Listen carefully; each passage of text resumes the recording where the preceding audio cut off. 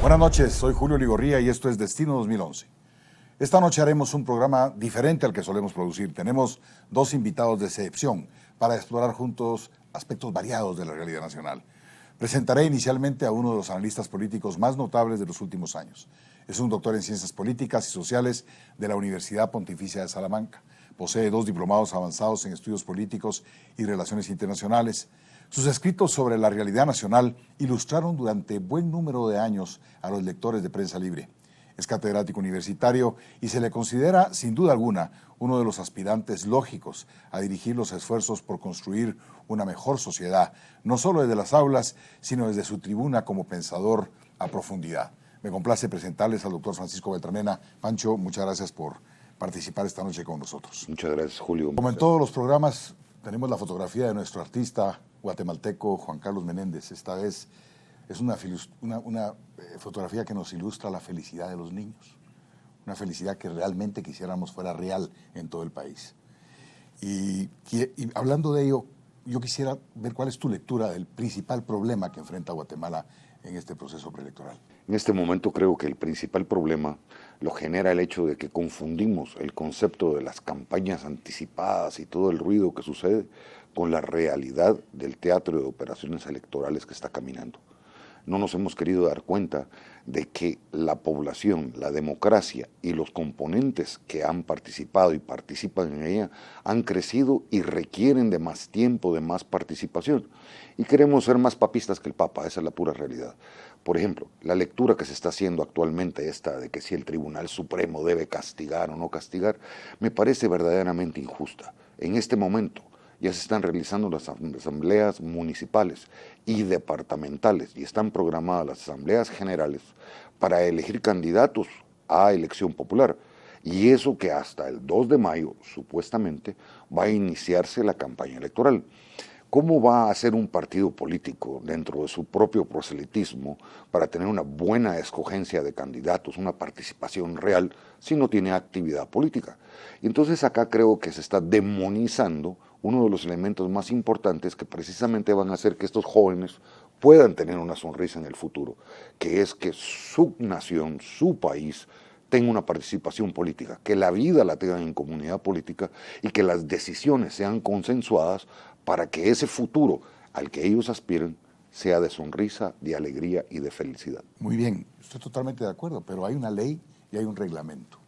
Y lo que pasa es que en Guatemala estamos todo el tiempo tratando como de componer y ajustar a las circunstancias y a las situaciones la ley que todos hemos diseñado. Y efectivamente yo creo que la ley electoral y de partidos políticos, todo el mundo lo dice, debe ser reformada.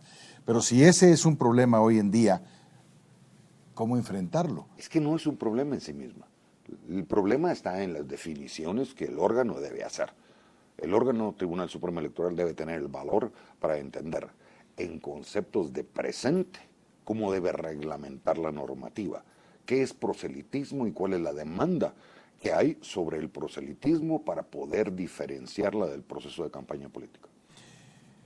¿Cuál es el mapa electoral hoy en día? ¿Cuál es el mapa de participación electoral hoy en día? En este momento yo creo que, como te digo, el teatro de operación está planteado. En este momento diría yo que hay 4 variables.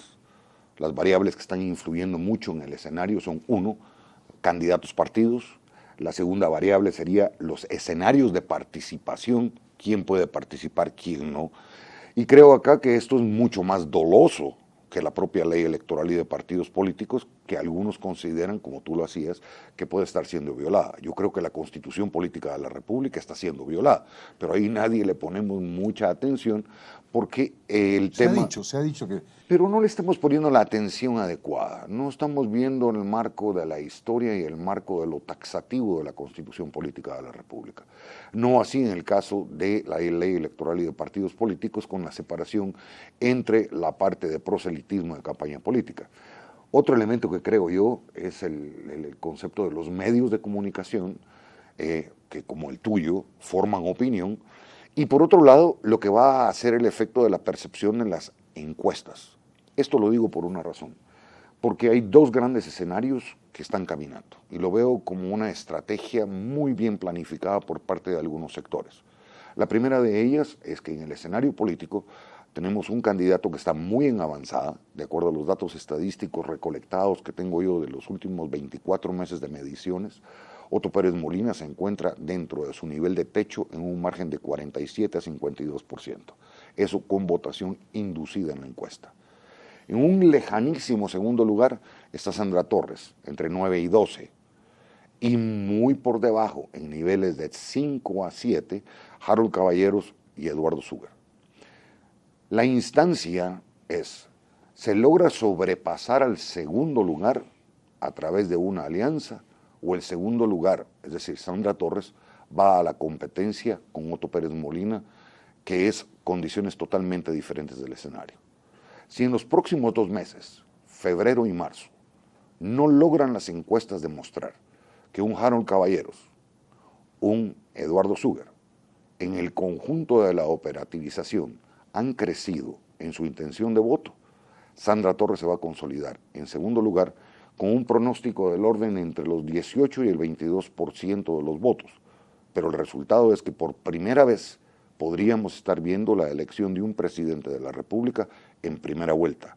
Más o menos en el orden de votantes de 1.951.000 para el primer lugar, alrededor del 1.000.000 de votos en el segundo lugar y una dispersión del orden de los 300.000 y 250.000 para las siguientes posiciones. ¿Qué pasaría si esto Sandra es muy Torres importante, no corre? perdón, esto es muy importante, Julio, porque los números multiplicados por las modificaciones de cuarta generación que tenga la ley electoral y de partidos políticos va a significar que los partidos políticos en el cercano futuro van a tener mayor cantidad de dinero para proselitismo que para hacer campaña electoral en su techo. Es decir, a $2 por voto, cerca de 2 millones de votos, van a representar muchísimo más dinero que lo que van a poder gastar en campaña electoral. Yo creo acá que la realidad nos está diciendo que hay más participación y estos cambios van a sucederse. Si Sandra Torres no corre, vamos a ver un diferencial. Vamos a ver una lucha por quién de los dos, es decir, Harold Caballeros y Eddie Sugar, con ventaja, por un lado, de presencia de Eddie Sugar, en su presencia personal de participación, toma la posición de Sandra, o si Harold Caballeros, con su dispersión territorial, logra adentrarse más en el territorio del Partido Patriota. Hay que reconocer que en este momento, a nivel territorial en Guatemala, solo hay 2 partidos políticos fuertes: la Unión Nacional de la Esperanza y el Partido Patriota. Ahora, el que Sandra Torres no corra no quiere decir que no va a haber candidato oficial. O sea, tú estarías sacando prácticamente del esquema al partido oficial. Lo que sucede es que acá hay una intencionalidad de voto que va a ser muy difícil. Conseguirse un candidato a estas alturas del partido es difícil. La alternativa, famosa alternativa B, si existió o no existió, el caso de Roberto Alejos, tenía en las mediciones que yo pude ver de intencionalidad de voto mucho menos que otros candidatos que han ya corrido. Ahora, ¿puede participar Sandra Torres? En mi opinión, va a haber un divorcio y simplemente va a suceder. Creo que el debate nadie lo ha visto desde esta perspectiva. ¿Es la CC politizada un vehículo para que corra Álvaro Arzú? ¿Sí o no? Yo creo que se encubre dentro de una mecánica muy simple, que es el divorcio expreso. Una normativa, por cierto, propuesta por las diputadas patriotas Roxana Valdetti y Anabela de León, que podría utilizar la primera dama de la nación. Ahora, ¿no está claro para usted el que la estrategia seguida por Álvaro Arzú, más que una postulación presidencial, lo que busca es consolidar un voto metropolitano para tener solidez y tener una posibilidad de participación que amplíe su bancada en el Congreso en una alianza con algún otro grupo político? Es posible, yo no me he adentrado dentro de las verdades de su propuesta, pero lo que él públicamente ha dicho es que quisiera regresar a la presidencia de la República. Lo dijo al principio y lo ha dejado de decir más en los últimos tiempos.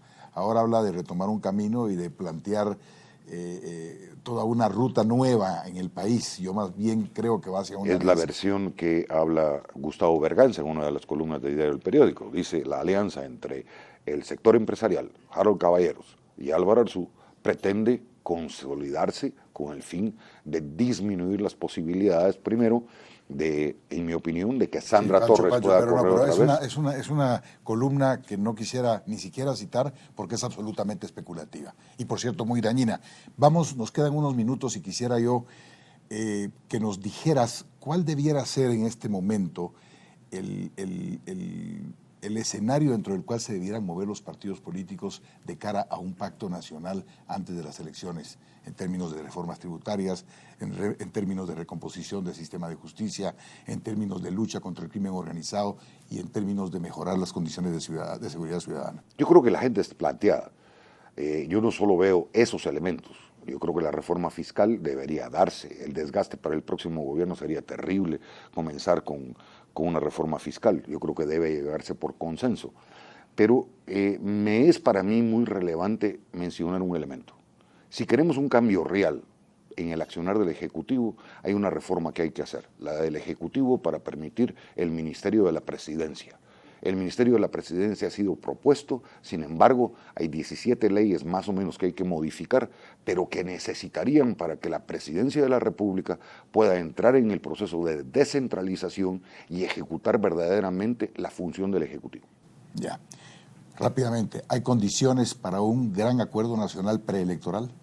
Yo creo que sí. ¿Entre los políticos? Yo creo que sí. Yo creo que ha habido muchos acercamientos. ¿Y disponibilidad?